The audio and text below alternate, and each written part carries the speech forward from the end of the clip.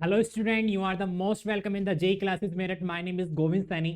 Student, जैसे कि आप सब लोग जानते हैं कि हमारा बीटेक थर्ड सेमेस्टर का हमारा थर्मोडायनेमिक्स सब्जेक्ट चल रहा है, जिसमें हम डिस्कस कर रहे थे स्टडी फ्लो एनर्जी इक्वेशन के बारे में। ठीक है, तो लास्ट क्लास में हमने डिस्कस किया था कि जो हमारी स्टडी फ्लो एनर्जी इक्वेशंस की जो हमारी एप्लीकेशन होती हैं, जिसमें हमने turbine, compressor, boiler, condenser, nozzle, different type के हमने इक्विपमेंट यूज करा था, उसमें हमने अप्लाई किया था स्टडी फ्लो एनर्जी इक्वेशन को।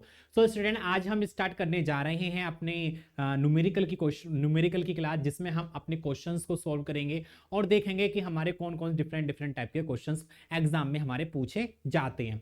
तो स्टूडेंट, सबसे पहले बात करता हूं हमारे क्वेश्चन की कि हमारा क्वेश्चन क्या दिया हुआ है स्क्रीन पर कि carbon dioxide passing through a heat exchange. एक कार्बन डाइऑक्साइड गैस है that through a heat exchange at a rate of 50 kg per hour is to be cooled down from 800 degrees Celsius to 50 degrees Celsius. Determine the rate of heat removal assuming flow of gas to be steady and constant pressure type. Take Cp equals to 1.08 kilojoule per KG into kelvin. Okay, तो question में एक हमारा heat exchanger है। Heat exchanger मतलब मान लीजिए condenser है। जो कंडेंसर क्या करता है, हीट को एक्सचेंज करता है, मतलब हीट को मतलब जो हमारी हीट होती है उसको स्टीम होती है, उस स्टीम को कंडेंस करता है और उसको मतलब ठंडी करता है। तो यहाँ पे हम क्या कर रहे हैं, हीट एक्सचेंजर में कोई मेरा फ्लूइड है उसको ठंडा कर रहे हैं बाय द CO2 गैस के द्वारा। तो CO2 गैस जो होती है एक हमारा रेफ्रिजरेंट होता है, जो हमारा ठंडा मतलब ठंडी गैस होती है। ओके, तो स्टूडेंट पहले क्वेश्चन में देख लेते हैं हमको क्या क्या दिया हुआ है। तो गिवन में देख लेते हैं स्टूडेंट, गिवन में क्या क्या दिया हुआ है इसमें। तो गिवन की बात करते हैं कि गिवन में हमारा क्या क्या दिया हुआ है। ठीक है, तो गिवन में हमारा क्या क्या दिया हुआ है कि exchange at a rate of 50 KG per hour. तो यहां पे हीट एक्सचेंज कर रहा है कितना, rate of 50 KG per hour. तो यहाँ पे मास दे रखा है कि कितने मास ऑफ मतलब जो हमारी हीट है उसको एक्सचेंज कर रहा है 50 केजी पर आवर। तो एक घंटे में 50 केजी कर रहा है। ठीक है, is to be cool down from 80 degree Celsius to 50 degree Celsius. तो वहां पे क्या कर रहा है, उसको ठंडा कर रहा है 800 डिग्री सेल्सियस से 500 डिग्री सेल्सियस तक। कहां से, 800 डिग्री सेल्सियस से 500 डिग्री सेल्सियस तक। तो मान लीजिए हमारा इसका टेम्परेचर T1 जो था वो हमारा कितना था, 800 डिग्री सेल्सियस था, और इसका T2 टेम्परेचर मेरा कितना हो गया, वहां पे ठंडा करने के बाद कितना हो गया, 50 डिग्री सेल्सियस हो गया। कितना हो गया स्टूडेंट, 50 डिग्री सेल्सियस मेरा क्या हो गया, टेम्परेचर हो गया। मान लीजिए कोई भी मेरा एक हीट एक्सचेंजर इस टाइप का, मान लीजिए कोई मेरा एक हीट एक्सचेंजर है जो क्या कर रहा है, हीट को एक्सचेंज कर रहा है, जो क्या कर रहा है, हीट को एक्सचेंज कर रहा है। ओके, इस तरीके से। अब मान लीजिए यहाँ पर हमारी जो हीट एंटर कर रही है, जिसका टेम्परेचर हमारा कितना दे रखा है, 800 डिग्री सेल्सियस दे रखा है, 800 डिग्री सेल्सियस दे रखा है, और यहाँ पे हीट एक्सचेंज हो रही है। तो हीट कहने मतलब हीट थोड़ा रिमूव होगी यहाँ से हमारी। तो यहाँ पे जो T2 का टेम्परेचर आएगा वो हमारा कितना कितना हो गया, 50 डिग्री सेल्सियस हो गया। कितना हो गया स्टूडेंट, 50 डिग्री सेल्सियस हो गया। ओके, यहाँ पे कितना हो गया, 50 डिग्री सेल्सियस हो गया। अब और क्वेश्चन में क्या कह रहा है कि determine the rate of heat. यहाँ पे कितना रेट हमारा हीट जो है वो हमारा रिमूव हो रहा है वो हमको बताना है। Assuming flow of gas to be steady and constant pressure type take Cp की हमको वैल्यू दे रखी है, that is the 1.08 kilo joule per KG, kilo joule per KG. इतना क्वेश्चन में दे रखा है। सबसे पहले हमको क्या करना है, क्वेश्चन को पढ़ना है कि क्वेश्चन में कौन कौन सी हमको वैल्यू दे रखी है, और उन वैल्यू को हमको क्या करना है, लिखना है कि हमको कौन कौन सी वैल्यू दे रखी है। तो मास दे रखा है, टेम्परेचर T1 दे रखा है, T2 दे रखा है, हमको अमाउंट ऑफ हीट कितना हीट एक्सचेंज हो रहा है वो हमको यहाँ पे बताना है, और Cp मतलब 1.08 किलो जूल यहाँ पे कांस्टेंट स्पेसिफिक हीट दे रही है एट द कांस्टेंट प्रेशर पर, वो हमको दे रखा है। अब मान लीजिए कोई भी मेरा एक क्या हीट एक्सचेंजर है, जहाँ पे मैं उसको अंदर की तरफ एक मतलब हीट इसके अंदर प्रोवाइड करा रहा हूँ, जिसका टेम्परेचर 800 डिग्री सेल्सियस था। अब वहां पे इसके अंदर CO2 गैस में प्रोवाइड करा रहा था। CO2 गैस मान लीजिए यहाँ पे हमारी क्या है, CO2 गैस है, जो क्या कर रही है, इस हीट को, जो भी फ्लूइड है, गैस है, उसको ठंडा कर रही है, और ठंडा करके जो मेरे एग्जिट हो रहा है वो उसका कितना टेम्परेचर हो गया, 50 डिग्री सेल्सियस हो गया। तो CO2 gas is a refrigerant, मतलब जो CO2 गैस होती है, कार्बन डाई गैस होती है, वो हमारी क्या करती है, एक रेफ्रिजरेंट होती है, जो क्या करता है, हीट का रिमूव करता है। अब यहाँ पे हमको मुझको बताना है कि कितना हीट यहाँ पे रिमूव होगा, कितना हीट यहाँ पे रिमूव होगा। तो यहाँ पे हम जो जानते हैं कि स्टडी फ्लो एनर्जी इक्वेशन क्या होती है कि H1, चलो मैं लिख देता हूं, स्टडी फ्लो एनर्जी इक्वेशन क्या होती है। तो bye steady flow flow energy equation, steady flow energy equation.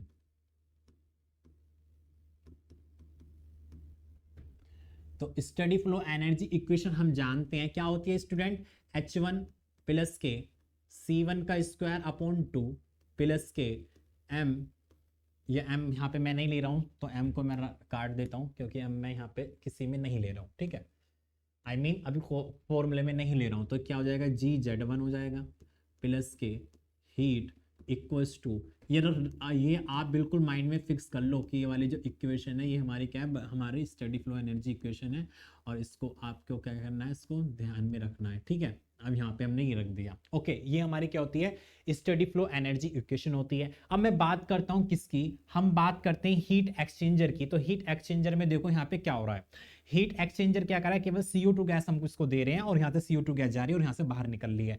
तो हीट एक्सचेंजर को या कंडेंसर को हमको कोई वर्क देना नहीं पड़ता है और ना वो हमको कोई वर्क देता है। तो यहाँ पे जो वर्क की वैल्यू होगी वो 0 हो जाएगी, ठीक है। यहाँ पे हमारी हीट का एक्सचेंज हो रहा है, तो मुझे हीट को पता करना है कि जो मेरा हीट एक्सचेंजर हो कितनी हीट हमको ट्रांसमिट कर रहा है, वो मुझको निकालना है यहाँ पे क्यू। अब यहाँ पे जो मेरा Q बाहर की तरफ जा रहा है तो that is the negative heat. तो यहाँ पे जो हमारी वैल्यू आएगी हीट की वो कैसे आएगी, नेगेटिव आएगी, ओके। और हमको टेम्परेचर T2 V2 हमको दे रखा है। इन द कंडीशन मेरा हीट एक्सचेंजर है तो वहां पे उसकी पोटेंशियल एनर्जी होगी डेट विल बी 0, और यहाँ पे इसकी काइनेटिक एनर्जी होगी डेट विल बी 0, क्योंकि मेरे यहाँ से जो हमारा हीट मतलब यहाँ पे जो कोई भी फ्लूइड मेरा इसमें एंटर कर रहा है और उतना ही मेरा कहाँ कर रहा है, एग्जिट कर रहा है। दोनों की वेलोसिटी कैसी है, सेम है। और इसकी जो हाइट है वो मतलब जितना इधर की हाइट से वो फ्लो कर रहा है उतना हाइट से वो निकल रहा है, तो वहां पे उसकी पोटेंशियल एनर्जी भी सेम है। तो हम यहाँ पे क्या मान लेते हैं स्टूडेंट, हम यहाँ पे क्या मानते हैं स्टूडेंट कि हमारी,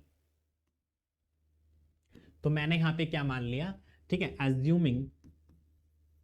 एज्यूमिंग कर लिया या मान लिया भाई, हमने क्या मान लिया कि kinetic energy that will B 0, potential energy that will B 0, और हमारा वर्क जो होगा वो भी हमारा क्या होगा स्टूडेंट, यहाँ पर 0 होगा। वर्क जो होगा वो क्या होगा हमारा स्टूडेंट, यहाँ पर 0 होगा। तो उस कंडीशन में हमारी जो यहाँ पे इक्वेशन निकल के आएगी, वो इक्वेशन क्या निकल के आएगी भाई, हमारा MH1 हो गया क्योंकि हमको मास दे रखा है, कितना मास एंटर कर रहा है, ये 0 हो गया, ये 0 हो गया, यहाँ पे क्या बचा हमारा Q दे रखा है, इक्वल्स टू MH2 हो गया, और ये सारा 0 हो गया। तो यहाँ पे Q की वैल्यू निकालेंगे तो Q इक्वल्स टू क्या जाएगा, MH2 माइनस के MH1। तो यहाँ से मैंने M को कॉमन ले लिया तो H2 माइनस के क्या हो जाएगा, H1 हो जाएगा।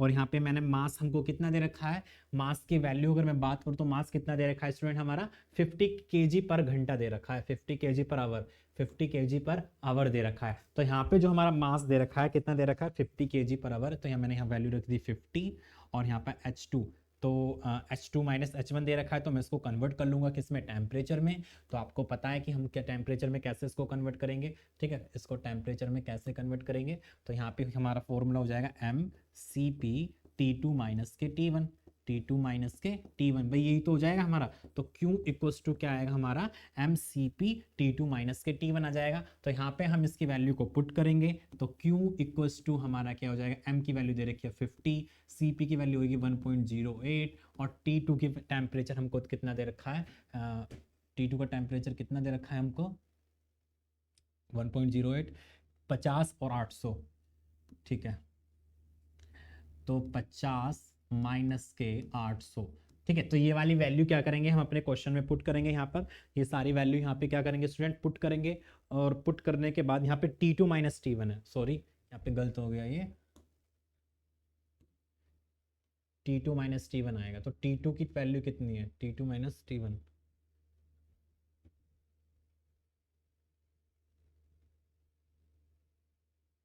तो यहाँ पे हमारी वैल्यू कितनी है, T2 माइनस T1 आएगी। तो हाँ T2 माइनस T1 ठीक तो लिखा था मैंने। तो यहाँ पे T2 की वैल्यू कितनी होगी, 50 होगी, और माइनस के 800 हो जाएगा, ठीक है। तो यहाँ पे हम इसको कैलकुलेट करेंगे, कैलकुलेट करने के बाद हमारा क्या वैल्यू आएगी, इसको सिंप्लेक्स करेंगे तो सिंप्लेक्स करने के बाद कितना वैल्यू आएगी हमारी वो देखेंगे यहाँ पर। तो स्टूडेंट इसको हम सोल्व करेंगे,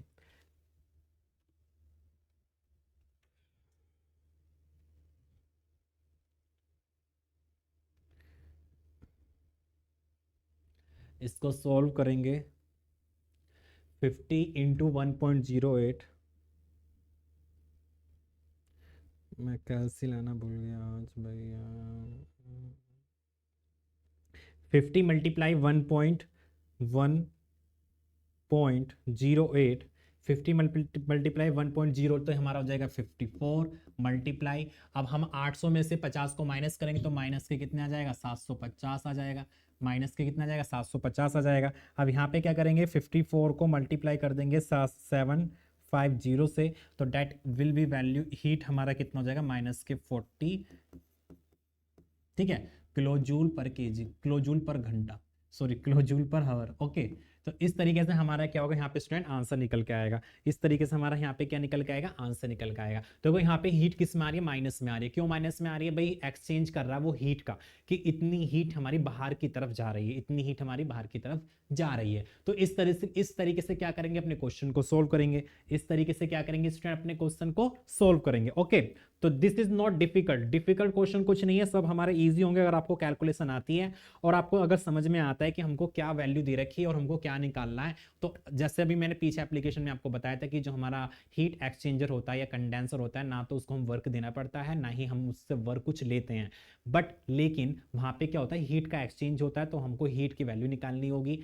वहां पे काइनेटिक एनर्जी को हम कांस्टेंट मानेंगे, पोटेंशियल एनर्जी को कांस्टेंट मानेंगे और वर्क डन ऑब्वियसली जीरो रहेगा। तो वहां पे हमारा जो हमारा फॉर्मूला आएगा वो निकल के आएगा। मान लीजिए मुझको फॉर्मूला याद ही नहीं है, तो उस तरीके से देखो मैंने इस तरीके से फॉर्मूला यहाँ पे पुट कर दिया। अगर आप तो कर सकते हो तो सीधा ये वाला फॉर्मूला जो मैंने कल निकलवाया था, तो वहां से ये वाला फॉर्मूला उठा के यहाँ रख दो और आंसर निकाल दो, आपका यहाँ पे आंसर निकल जाएगा। ठीक है भाई, मुझे नहीं पता कि मुझे याद नहीं है कौन सा फॉर्मूला क्या निकल के आया, मैं तो इस तरीके से आपको निकाल सकता हूँ, अपना माइंड से निकाल सकता हूँ। ओके, चलो बढ़ते हैं नेक्स्ट क्वेश्चन के बारे में, कि नेक्स्ट क्वेश्चन हमारा क्या दिया हुआ है।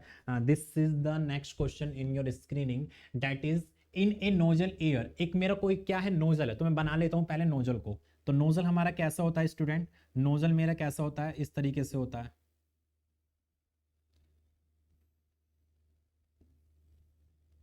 ठीक है, इस तरीके से होता है।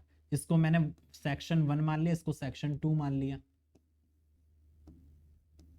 ओके, तो यहाँ पे अब नोजल है ये, ठीक है, कह रहा है कि in a nozzle air at 6 to 7 degree Celsius, in a nozzle air 6 to 7 degree Celsius and twice atmospheric pressure enter with negligible, ठीक है, velocity and leave at a temperature of 27 degree Celsius and determine velocity of air at exit assuming no heat loss and nozzle being horizontal, tick CP इतना दे रखा है। अब देखो given में हमको क्या क्या वैल्यू दे रखी है, गिवन में हमको क्या क्या वैल्यू दे रखी है उसको देख लेते हैं। ठीक है, तो कह रहा है कि इन नोजल एयर एट, इसमें कोई भी एयर हमारा इनलेट कर रहा है जिसका टेम्परेचर हमको कितना दे रखा है, मान लीजिए T1 हमको कितना दे रखा है, 6 to 7 डिग्री सेल्सियस दे रखा है, ठीक है, इनलेट कर रहा है, and twice atmospheric pressure enter with negligible velocity, हमको यहाँ पे वेलोसिटी की जो वैल्यू दे रखी है वो कितनी दे रखी है, 0 दे रखा है, ठीक है, वेलोसिटी हमारा 0 दे रखा है, and leave at a temperature, जब यहाँ पे टेम्परेचर लीव करा तो उसका टेम्परेचर हो रहा है 27 degree Celsius. Okay, determine velocity of air, हमको वेलोसिटी की एयर मतलब determine velocity of air at exit, तो यहाँ पे C1 की मैंने 0 मान लिया, C2 मेरा कितना होगा वो मुझको बताना है। ठीक है, एज्यूमिंग नो हीट लॉस, इसमें कोई हीट का लॉस नहीं हो रहा है, तो that is Q equals to 0, and nozzle being horizontal, हमारा नोजल जो रखा है हॉरिजॉन्टल रखा है, तो यहाँ पे हमारा जो जेड होगा वो डेट विल इक्वल टू 0, और यहाँ पे Cp की वैल्यू हमको कितना दे रखा है, 1.005 kilo joule per KG, kilo joule per KG हमको वैल्यू दे रखी है। तो स्टूडेंट क्वेश्चन में ये सारी वैल्यू हमको दे रखी है कि हमको क्वेश्चन में क्या क्या वैल्यू दे रखी है, इन सब के बारे में हमने यहाँ पे लिख रखा है। ओके, तो हम जानते हैं नोजल के बारे में, तो बात करते हैं किसकी, नोजल के बारे में। तो नोजल में सारी गिवन वैल्यू दे रखी है, तो यहाँ पे लिखेंगे now applying steady flow energy equation.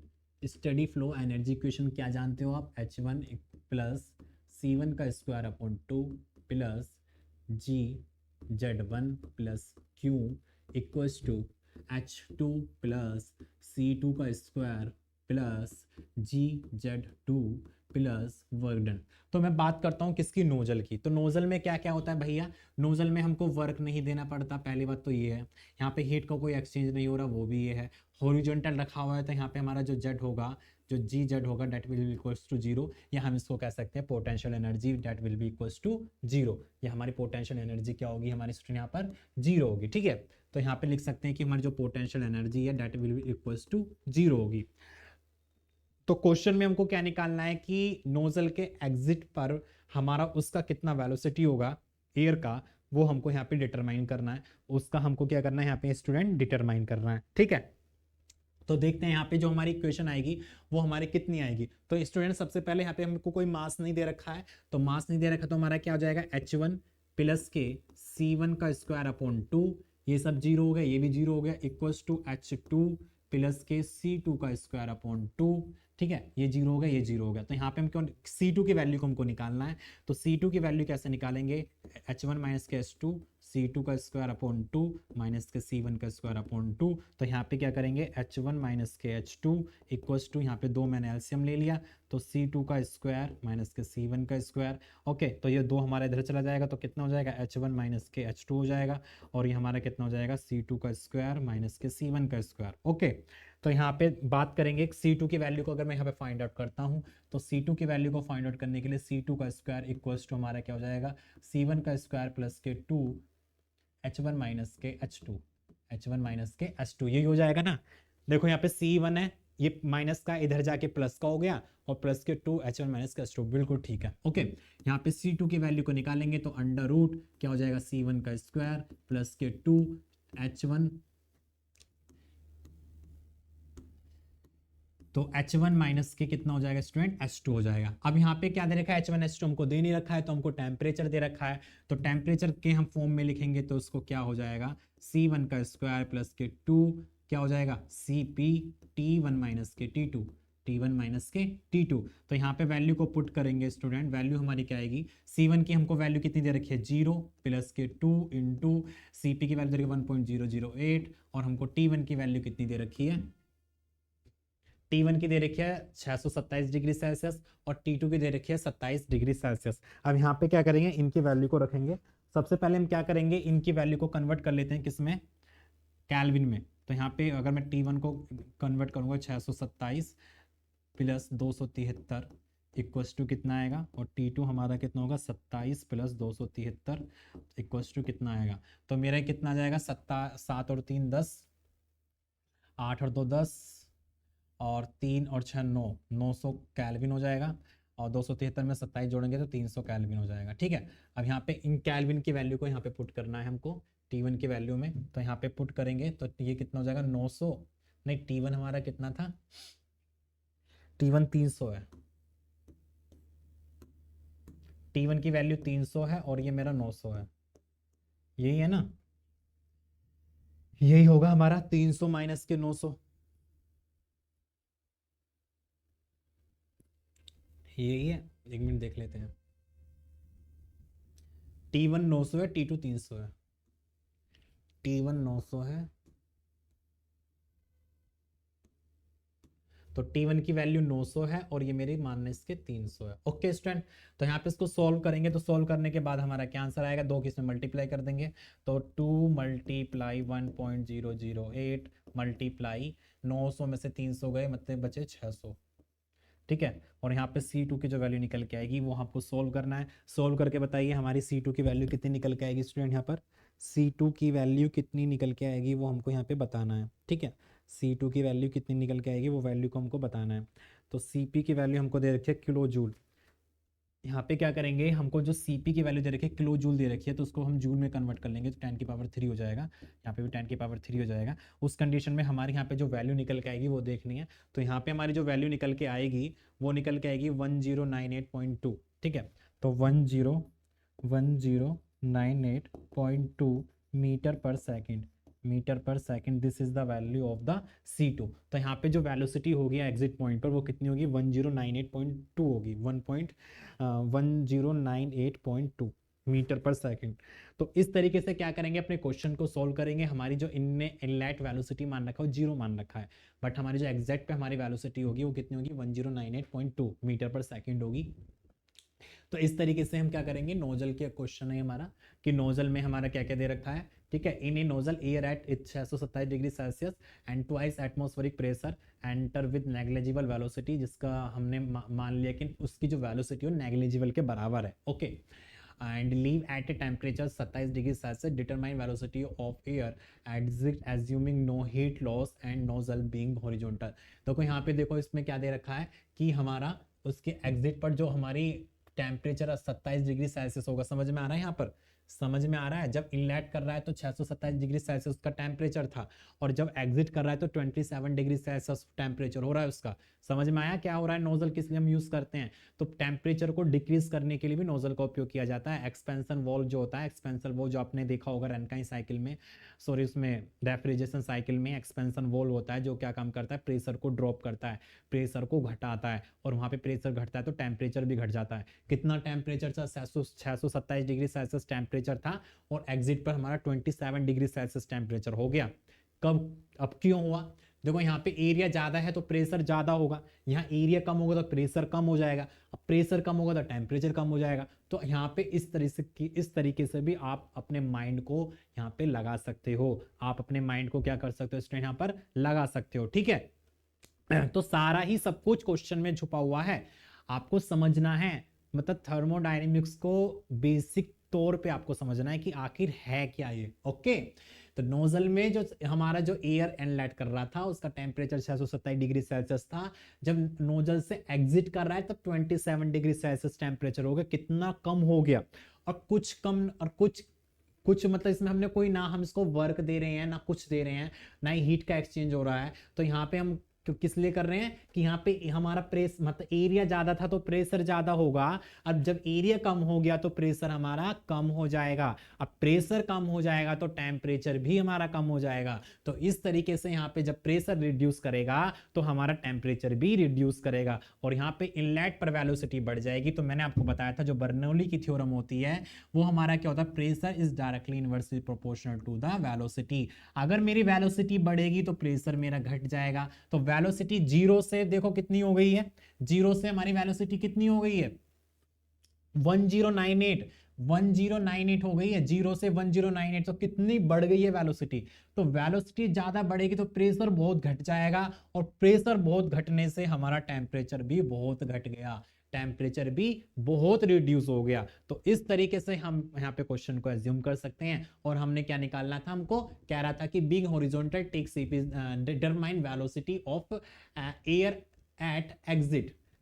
तो एग्जिट पे हमको क्या निकालना? वेलोसिटी निकालना। तो हमने वहां पे वेलोसिटी निकाल दी, जो हमारी वैल्यू कितनी आई? 1098.2, ठीक है, मीटर पर सेकंड। ओके स्टूडेंट, चलो देखते हैं नेक्स्ट क्वेश्चन के बारे में। नेक्स्ट क्वेश्चन क्या है हमारे स्क्रीन पर? This is the next question. कह रहा है कि एन एयर कंप्रेसर। अब एयर कंप्रेसर आ गया। कंप्रेसर के बारे में मैंने आपको बताया था, कंप्रेसर क्या करता है कि हमारे लो प्रेशर को हाई प्रेशर में कन्वर्ट करता है, मतलब हमारा जो एयर होती है उसको कंप्रेस करता है, और कंप्रेस करके उसके टेम्परेचर और प्रेशर को इंक्रीज करता है। ओके, तो कह रहा है कि an air compressor require shaft work, उसको एक सॉफ्ट वर्क रिक्वायर है ऑफ 200 किलोजूल पर केजी। मान लीजिए कोई कंप्रेसर है और कंप्रेसर को रिक्वायर है, किस किस की रिक्वायर है उसको हम देख लेते हैं। तो कंप्रेसर को चलाने के लिए हमको पावर की आवश्यकता होती है, हमको उसको वर्क देना पड़ता है। तो अब मैंने बताया था अगर सिस्टम को हम वर्क देते हैं that is the negative work, अगर सिस्टम से वर्क लेते हैं that is the positive work. तो यहाँ पे क्या कर रहे हैं? हम सिस्टम को वर्क दे रहे हैं, तो दैट इज द माइनस हमारा कितना हो जाएगा? 200 किलोजूल।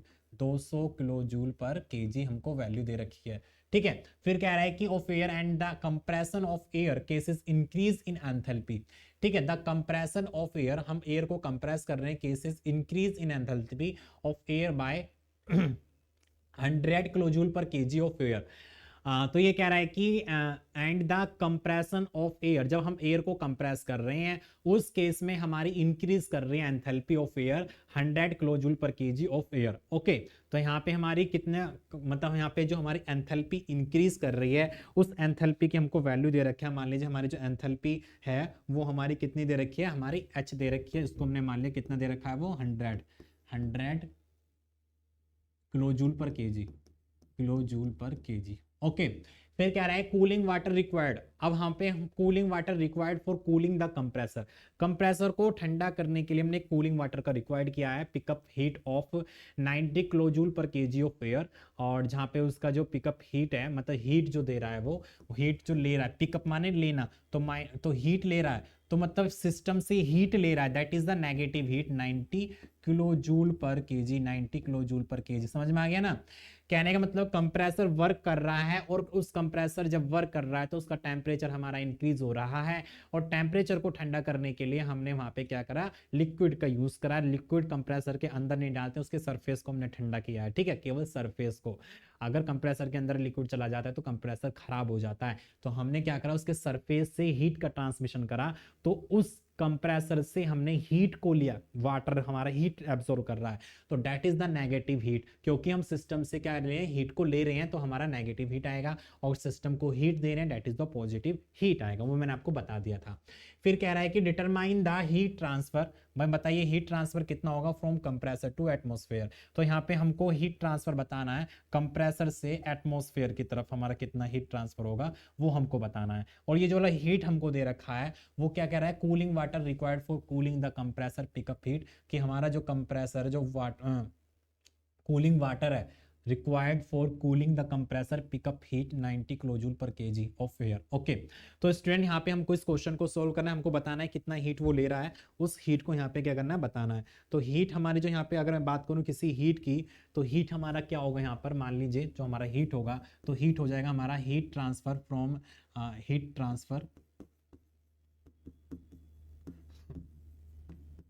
ट्रांसफर टू वाटर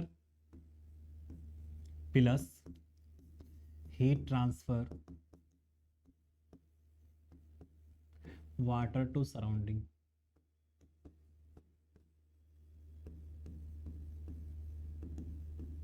समझ में आया कि जो मेरी टोटल हीट थी वो क्या कर रही है, वो टोटल हीट किसके बराबर है, कि वो जो हीट है वो heat transfer to water, system से वाटर की तरफ हीट का ट्रांसमिशन हो रहा है, प्लस और वाटर से एटमॉस्फेयर की जो हीट का ट्रांसमिशन हो रहा है, दोनों का क्या सम है, कौन सा मेरा, एक हीट, टोटल हीट। ओके, तो यहाँ पे हम डिस्कस करेंगे, ठीक है। तो यहाँ पे हम क्या करेंगे स्टूडेंट, डिस्कस करेंगे। तो चलो बात करते हैं यहाँ पे, अप्लाई करते हैं। नाउ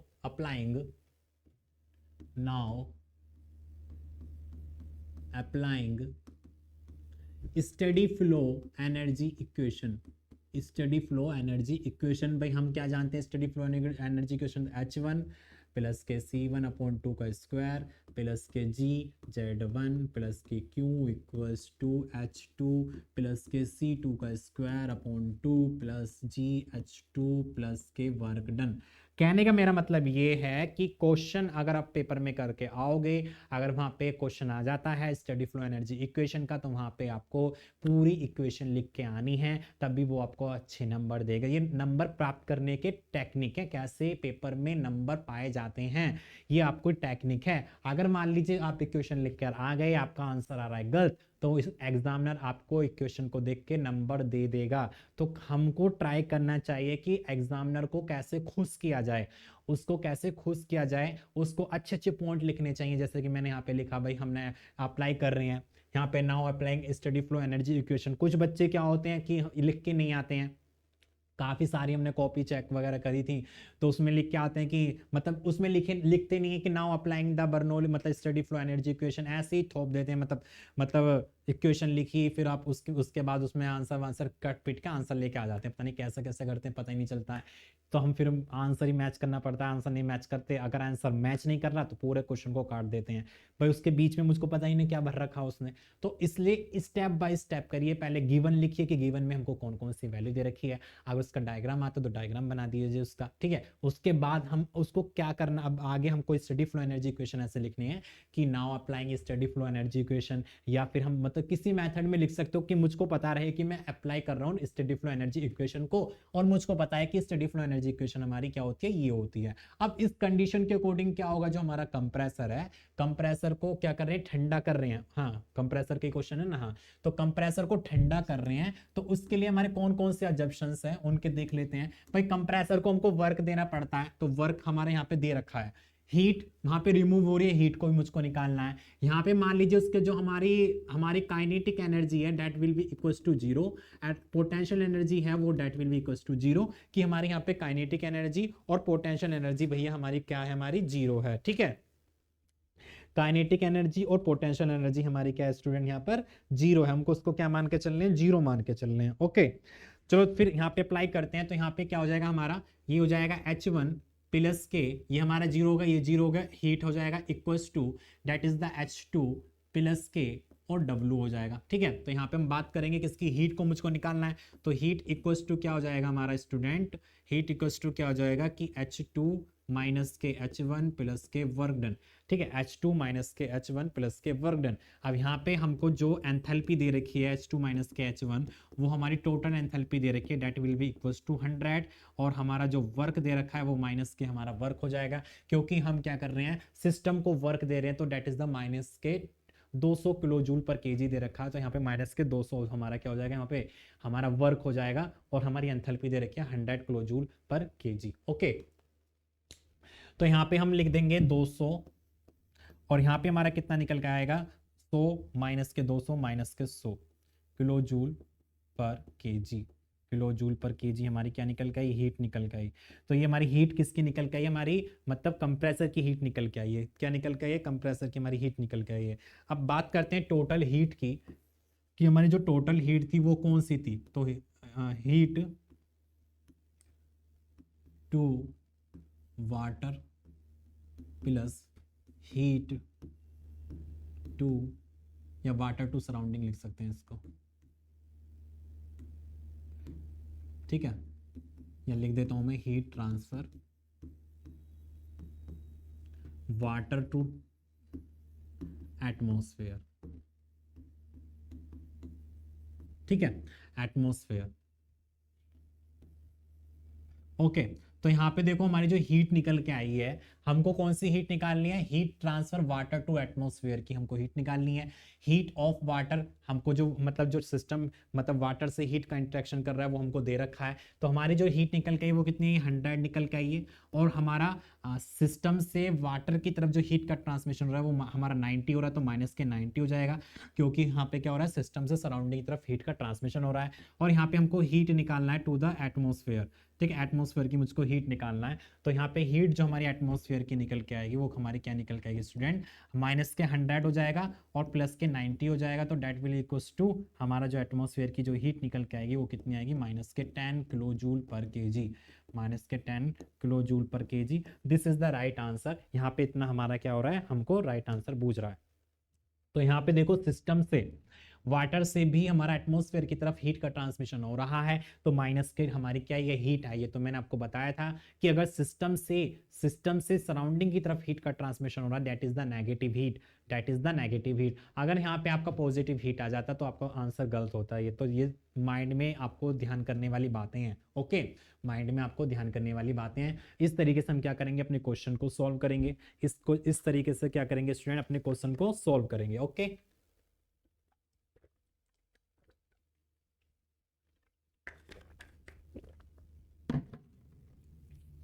चलो बढ़ते हैं नेक्स्ट क्वेश्चन की तरफ।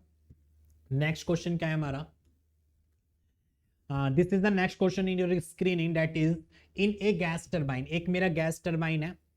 अब क्या आ गया, गैस टरबाइन आ गया। ओके, टरबाइन हमने पढ़ी थी ना, turbine steam turbine, fluid turbine. अब ये गैस टरबाइन है, तो इसमें क्या करेंगे, गैस के द्वारा टरबाइन को चलाते हैं। तो इसमें क्या करते हैं, फ्यूल को जलाकर, जो यहाँ पे फ्यूल से हीट एनर्जी हमारे को जनरेट होती है, उस हीट एनर्जी को क्या करते हैं, टरबाइन की ब्लेडों के ऊपर गिराया जाता है, जिससे कि हमारी टरबाइन की ब्लेड रोटेट करती है और हमको क्या मिलता है, वर्क मिलता है। तो यहाँ पे सबसे पहले ध्यान देने वाली बात ये है, टरबाइन को ना हम कोई हीट देते हैं, बट लेकिन यहाँ से क्या होता है, हमको वर्क मिलता है। क्या मिलता है स्टूडेंट, वर्क मिलता है। तो यहाँ से ध्यान देना, ठीक है। तो in a gas turbine unit the gases flow through the turbine is 50 kg per second। यहाँ पे मास दे रखा है 50 kg per second, and the power developed by the turbine is 12,000 kilowatt. तो जो हमारी टरबाइन है वो हमको पावर दे रही है कितना, 12,000 किलोवाट का पावर दे रहा है। ठीक है, इसको मैं डिनोट कर देता हूं इस तरीके से, क्या कि मुझको दिख जाए। Okay, the enthalpy of gases at the inlet, inlet पर जो उसकी एंथैल्पी है एंड आउटलेट आर, इनलेट पर एंथैल्पी उतनी है और आउटलेट पर हमारी एंथैल्पी इतनी है। तो कहने का मतलब क्या है कि जब टरबाइन में हम अपनी स्टीम को मतलब गैस को प्रोवाइड करा रहे हैं तो वहाँ पे गैस का टेम्परेचर बहुत ज़्यादा था, एंथैल्पी ज़्यादा है, उसकी टोटल हीट हमारी ज़्यादा है, एग्जिट पे जाने पर उसकी टोटल हीट की वैल्यू कम हो जाती है respectively. And the velocity of the gases eight the inlet and outlet, जब हम टरबाइन के इनलेट पर जो हमारी गैस थी उसकी स्पीड थी 50 मीटर पर सेकेंड और एग्जिट पे उसकी स्पीड होगी 1000 मीटर पर सेकेंड। तो गैस टरबाइन में हमारा ये होता है स्टूडेंट। गैस टरबाइन मोस्टली हम यूज करते हैं एयरक्राफ्ट में, जो हमारे एरोप्लेन्स होते हैं वहां पे हम क्या करते हैं, गैस टरबाइन का उपयोग करते हैं। गैस टरबाइन का उपयोग करने से वहां पे हम क्या करते हैं, थ्रस्ट को पैदा करते हैं, जिससे कि हमारे ज़्यादा थ्रस्ट पैदा हो और हमारे पीछे की तरफ निकले, जिससे कि एरोप्लेन आगे की तरफ बढ़े। ठीक है, तो गैस टरबाइन में क्या होता है कि जिससे जो गैसें जनरेट होती हैं उनकी स्पीड को बढ़ाया जाता है, जिससे कि वो जितना ज़्यादा पीछे को धक्का देंगी उतना ज़्यादा हमारा एरोप्लेन आगे की तरफ बढ़ेगा। न्यूटन्स के थर्ड लॉ आपने पढ़ा होगा, क्रिया प्रतिक्रिया का नाम नियम जो होता है वो क्या करता है कि जितना फोर्स हम आप पीछे की तरफ लगाते हैं उतना ही फोर्स वो आगे की तरफ देता है। वो हमारा क्या कहलाता है, रिएक्शन का, हमारा एक्शन रिएक्शन का हमारा लो कहलाता है, क्रिया प्रतिक्रिया का लो कहलाता है। ठीक है, तो हमको माइंड में इतना समझ में आ गया है, माइंड में समझ में आ गया है कि टरबाइन है, गैस टरबाइन है, और गैस टरबाइन हमको वर्क प्रोड्यूस कर रही है और वर्क हमको दे रखा है इतना, और वहां पे जो मास है हमारा इस गैस का वो हमको दे रखा है इतना, उसके इनलेट पर एंथैल्पी हमारी दे रखी है इतनी, आउटलेट पर दे रखी है इतना ही। इनलेट पर जो वेलोसिटी है इतनी दे रखी है, आउटलेट पर वेलोसिटी हमारी इतनी दे रखी है रेस्पेक्टिवली। कह रहा है कि कैलकुलेट हमको करना है the rate at which the heat is rejected to the turbine. अब देखो यहाँ पे क्या हो रहा है कि उसके इनलेट पर हमारी एंथैल्पी इतनी थी, आउटलेट पर एंथैल्पी हमारी कितनी है, इतनी है। तो देखो टेम्परेचर का क्रिएट हो गया, वहां पे हीट का जरूर ट्रांसमिशन होगा, हीट का क्या होगा स्टूडेंट, ट्रांसमिशन होगा। तो कहने का मतलब है यहाँ पर जो हीट थी मेरी वो कम थी। ठीक है, मतलब यहाँ पे हीट ज्यादा थी और होते होते कम हो गई है हीट, तो वहां पे कहीं ना कहीं मेरी हीट का लॉस हुआ है, मतलब हीट कहीं ना कहीं सिस्टम से सराउंडिंग की तरफ गया है, तो मुझको वो हीट की वैल्यू को निकालना है। ठीक है, पहला पॉइंट ये है, तो पहला पॉइंट लिख कर लेते हैं। तो सबसे पहले गिवन में लिख लेते हैं कि गिवन में क्या क्या दे रखा है स्टूडेंट, गिवन में हमको क्या क्या दे रखा है वो हम लिख लेते हैं। तो सबसे पहले हमको क्या दे रखा है गिवन में, अगर मैं गिवन की बात करूं, यहाँ पे मास दे रखा है, मास इक्वल्स टू हमको कितना दे रखा है, 15 kg पर सेकंड दे रखा है, 15 kg पर second, this is the mass of the gases. तो 15 kg पर सेकंड दे रखा है। अब कह रहा है कि टरबाइन का जो वर्क था वो हमको टरबाइन वर्क दे रहा है, कितना दे रखा है, 50,000 kilo joule, 50,000 kilo joule, sorry 50,000 नहीं था मेरे ख्याल से, वर्क था 1200 किलोवाट, तो 12,000 किलोवाट था, सॉरी। तो वर्क है हमारा 12,000 किलोवाट,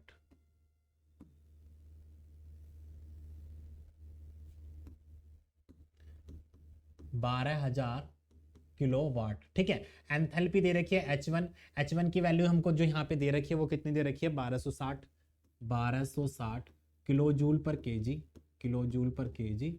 और हमको H2 की वैल्यू दे रखी है 400 kilo joule, 400 kilo joule per kg दे रखी है। इनलेट पर उसकी वेलोसिटी दे रखी थी 50 मीटर पर सेकंड दे रखा है, कितना दे रखा है स्टूडेंट, 50 मीटर पर सेकंड दे रखा है। और आउटलेट पे उसकी वेलोसिटी दे रखी है 1110 मीटर पर सेकंड।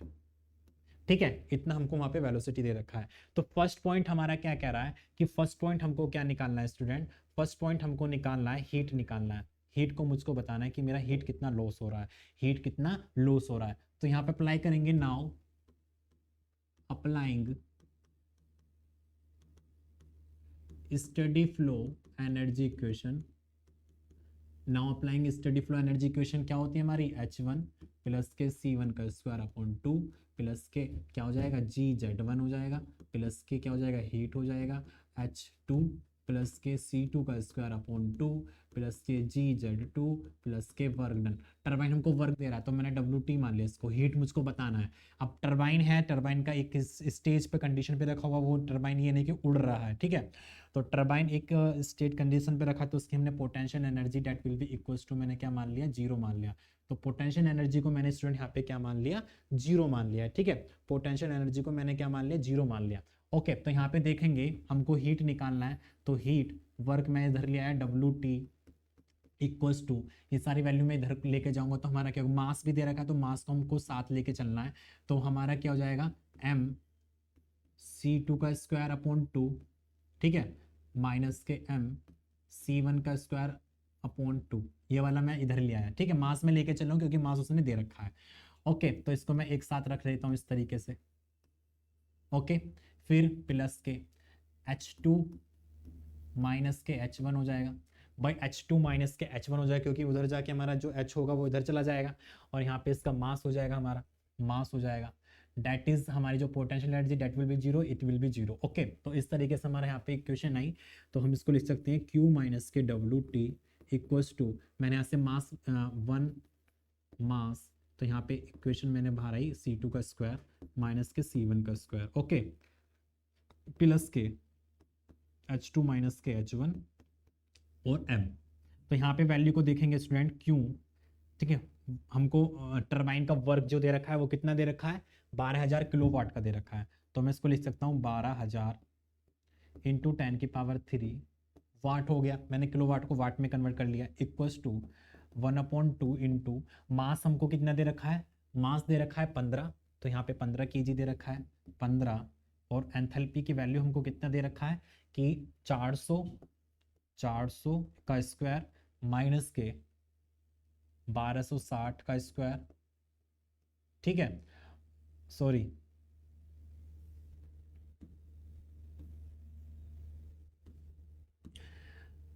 C2 दे रखा है 1110, C1 की वैल्यू दे रखी है 50 दे रखा है, सॉरी 50 और 110 दे रखा है।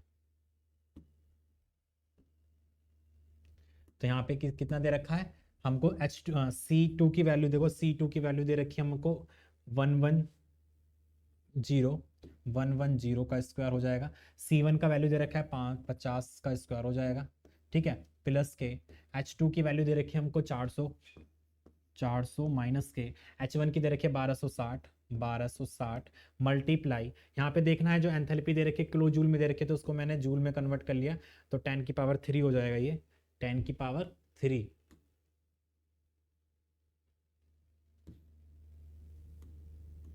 तो 10 की पावर 3 मल्टीप्लाई मास दे रखा है कितना 15। भाई इसको कैलकुलेट करना है, कैलकुलेट करके वैल्यू बतानी है आपको कितनी आएगी, वो यहाँ पे मैं लिख देता हूँ। इसको सोल्व करेंगे तो इसको सोल्व करने पर हमारी जो वैल्यू निकल के आएगी वो कितनी आएगी वो देख लेते हैं।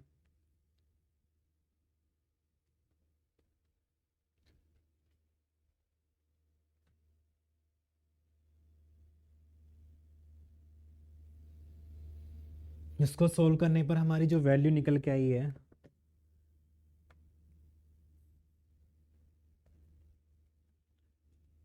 तो इसको सोल्व करेंगे तो 72,000 माइनस, सॉरी प्लस, इसको सोल्व करेंगे तो हमारी वैल्यू निकल के आएगी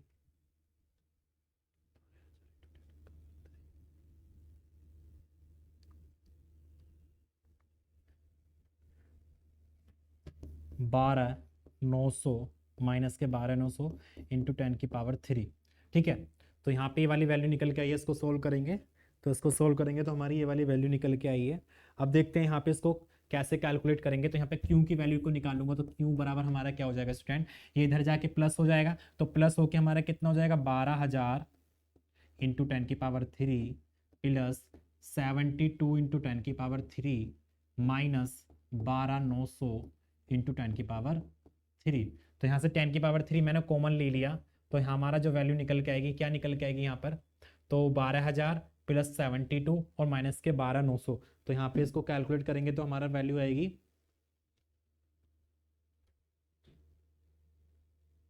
तो हमारी वैल्यू यहाँ पे निकल के आएगी,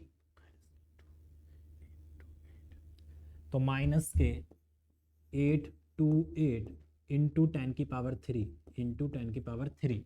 तो यहाँ पे जो वैल्यू निकल गई कितनी आएगी, हमारी जो क्यू की वैल्यू निकल के आई स्टूडेंट, वो निकल गई माइनस के 828 इंटू 10 की पावर 3 इंटू 10 की पावर 3। ओके, तो यहाँ पे जो वैल्यू निकल के आई है जूल पर सेकंड में निकल के आई है, और यहाँ पे इसको निकाल सकता हूँ कि हमारी जो माइनस के 828 किलो जूल पर सेकंड, ये हमारी क्या निकल के आएगी, हीट की वैल्यू निकल के आएगी, यहाँ पर ये हमारी क्या निकल के आएगी, हीट की वैल्यू निकल के आ गई। ओके स्टूडेंट, तो अब नेक्स्ट पॉइंट देखते हैं, नेक्स्ट पॉइंट क्या कह रहा था ये। तो पहला पॉइंट हमारा हो गया हीट निकल गई, दूसरा कह रहा था area of the inlet pipe.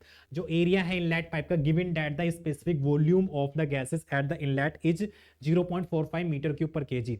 The area of the inlet pipe given that the specific volume हमको दे रखा है इतना, मतलब स्पेसिफिक वॉल्यूम दे रखा है V1 की वैल्यू दे रखी है स्पेसिफिक वॉल्यूम, और एरिया मुझको यहाँ पे क्या करना है, निकालना है। तो एरिया की वैल्यू मुझको क्या करनी है स्टूडेंट, निकालनी है। ठीक है, एरिया की वैल्यू निकालनी है। तो सेकंड पॉइंट पे हमको क्या करना है, A1 की वैल्यू मुझको निकालना है, और V1 की जो वैल्यू हमको दे रखी है स्पेसिफिक वॉल्यूम की, देन द स्पेसिफिक वॉल्यूम की हमको वैल्यू दे रखी है यहाँ पर स्टूडेंट 0.45। ठीक है, तो 0.45 मीटर क्यूब पर 0.45 metre cube per KG, metre cube per KG. ठीक है, तो 0.45 मीटर क्यूब पर केजी। अब हम जानते हैं नाउ, या वी हैव कह सकते हैं कि M1 V1 इक्वल्स टू क्या होता है, A1 C1, ये होता है ना।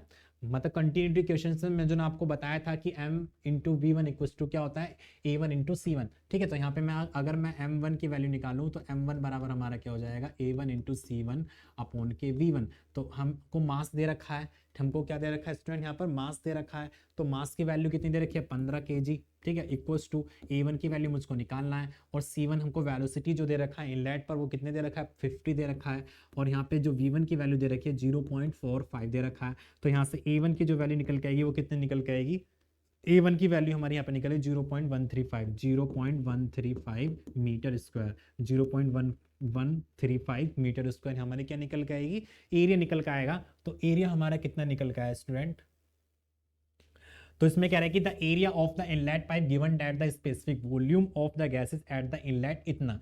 तो इनलेट जो हमारे स्पेसिफिक वॉल्यूम दे रखा है V1 that is 0.45 metre cube per KG, हमको वैल्यू दे रखी है। तो इस पे हमको क्या निकालना है, एरिया निकालना है। ठीक है, इनलेट वाले पॉइंट पर हमको क्या निकालना है, एरिया निकालना है। इस तरीके से हमारा जो एरिया निकल के आया है वो हमारा कितना निकल के आया स्टूडेंट, हमारा जो एरिया निकल के आया वो कितना निकल गया, 0.135 मीटर स्क्वायर निकल गया है, 0.135 मीटर स्क्वायर निकल गया है। तो यहाँ पे इसको आप कंपैरिजन भी कर सकते हो, यहाँ पे आप इसको क्या कर सकते हो, कंपैरिजन भी कर सकते हो। ओके, चलो देखते हैं नेक्स्ट क्वेश्चन के बारे में। नेक्स्ट क्वेश्चन क्या है हमारा, this is the next question in your screening that what, ये क्या कह रहा है हमारा क्वेश्चन, क्या कह रहा है, इसको पढ़ना है।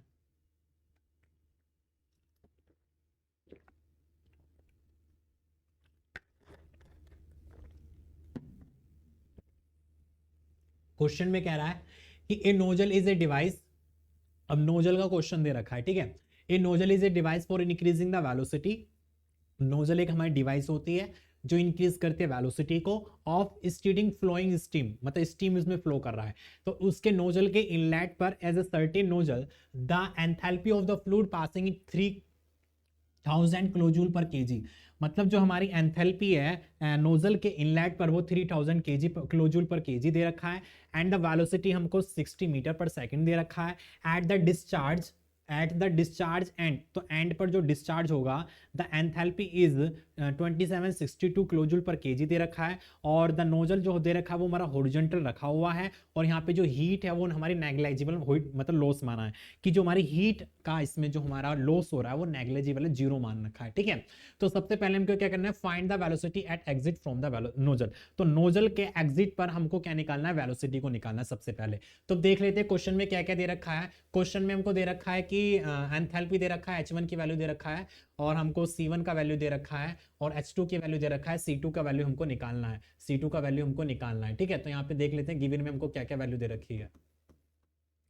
तो गिवन में हमको क्या क्या वैल्यू दे रखी है, H1 की वैल्यू दे रखी है, H2 की वैल्यू दे रखी है, और हमको H1 की वैल्यू हमारी कितनी दे रखी है इसमें देख लेते हैं। H1 की वैल्यू दे रखी है हमारी 3000 kilojoule per KG.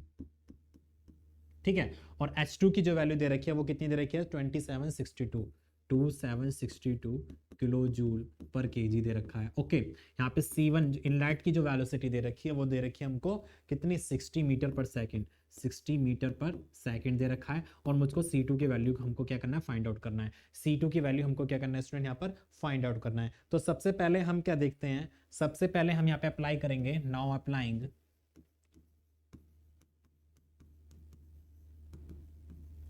Steady flow energy equation, steady flow energy equation.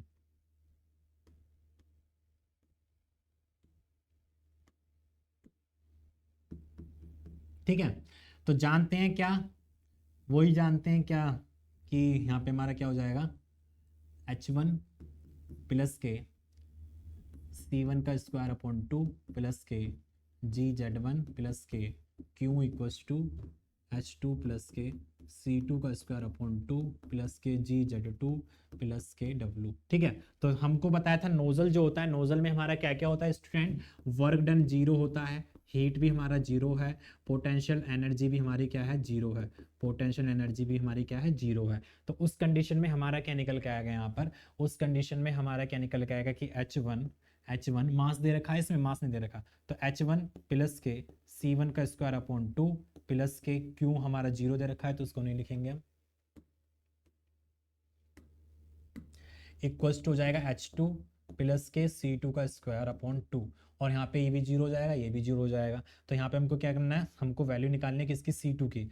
तो क्या करेंगे यहाँ पे C2 की वैल्यू निकालेंगे, तो C2 की वैल्यू निकालने के लिए क्या करेंगे यहाँ पर स्टूडेंट, तो मैंने क्या करा कि H1 माइनस के H2 इक्वल्स टू C2 का स्क्वायर माइनस के C1 का स्क्वायर अपॉन 2 हो जाएगा ये, और 2 इधर पहुँच जाएगा, तो इधर पहुँचने के बाद हमारा क्या होगा 2H1 माइनस के H2 इक्वल्स टू हमारा हो जाएगा C2 का स्क्वायर माइनस के C1 का स्क्वायर। ओके, तो यहाँ पे C2 का स्क्वायर की वैल्यू जो निकल के आएगी वो C1 का स्क्वायर प्लस के 2H1 माइनस के H2 निकल के आएगा, और यहाँ पे हम क्या करेंगे, यहाँ पे C2 की वैल्यू को निकालेंगे, तो यहाँ पे वैल्यू को पुट करेंगे तो वैल्यू हमारी कितनी आएगी भाई, C1 का वैल्यू कितना दे रखा है 60 का स्क्वायर हो जाएगा ये, प्लस के 2H1 का वैल्यू कितना दे रखा है 3000 दे रखा है, और H2 का वैल्यू दे रखा है 2762 दे रखा है, 2762 दे रखा है। तो यहाँ से C2 का स्क्वायर बराबर हमारा कितना वैल्यू आएगा वो हमको यहाँ पे क्या करना है, कैलकुलेट करना है। तो कैलकुलेट करके बताइए स्टूडेंट हमारे यहाँ पे वैल्यू कितना आया है,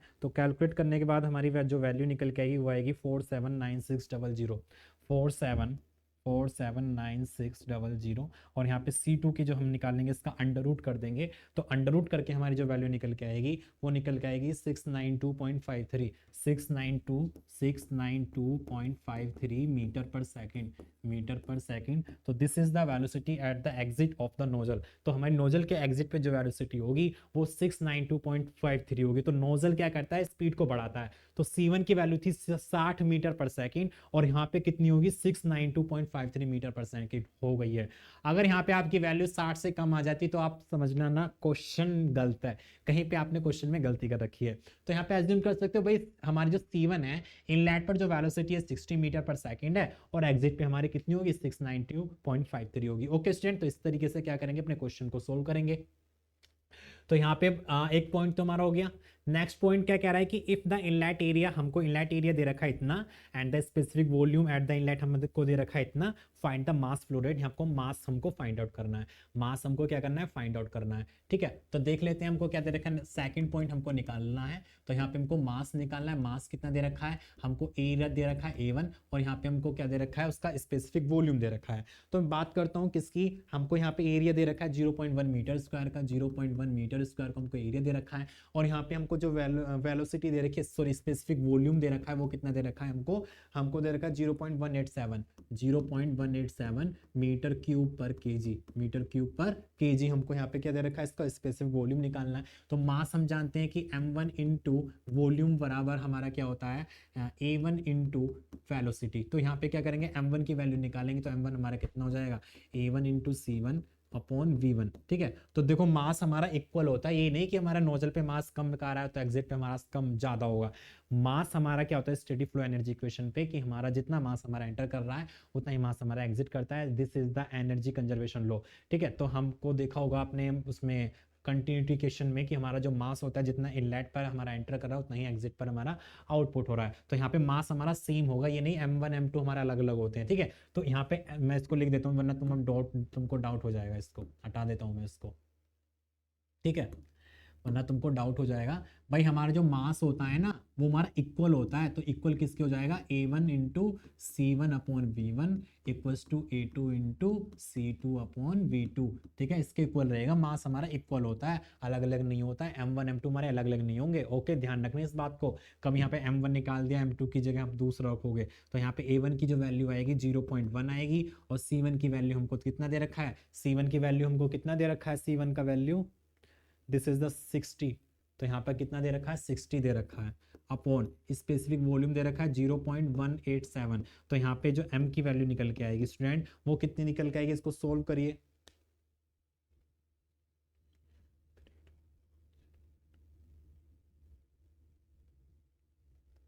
तो यहाँ पे निकल के आएगी 32.08 किलोग्राम। ठीक है, तो यहाँ पे हमको मास निकल गया किलोग्राम पर सेकंड आएगा ये। ठीक है,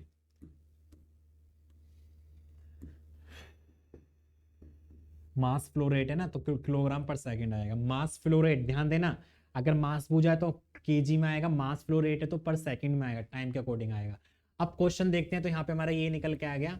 नेक्स्ट क्वेश्चन कह रहा है if the specific volume at the nozzle exit, इतना दे रखा है 0.498, और फाइंड द एग्जिट एरिया, आपको हमको एरिया निकालना है। तो मास तो हमारा सेम होगा भाई, मास जितना A1 इनलेट के लिए था उतना आउटलेट के लिए होगा। तो यहाँ पे हम क्या करेंगे अब स्टूडेंट, यहाँ पे हम क्या करेंगे एरिया, मतलब उसका नोजल का A2 हम एरिया निकालेंगे कि उसका एरिया कितना होगा।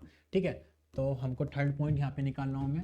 थर्ड पॉइंट मेरा क्या होगा, यहाँ पे हमको हमारा स्पेसिफिक वॉल्यूम जो दे रखा है, डेट इज हमको कितना दे रखा है स्पेसिफिक वॉल्यूम 0.498।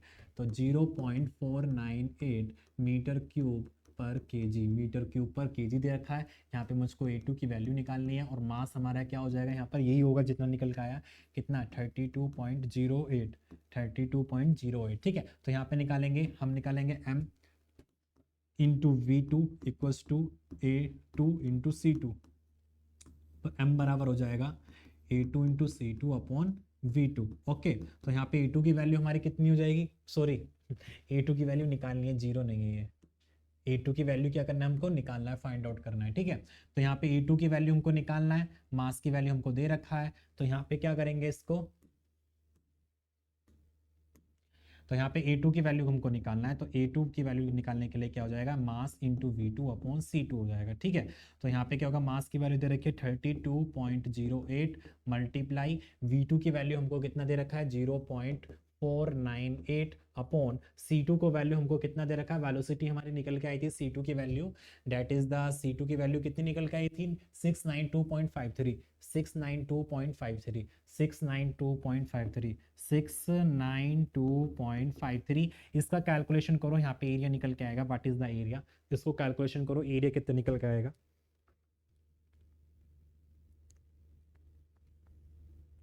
तो यहाँ पे एरिया निकल के आएगा 0.02323 मीटर स्क्वायर।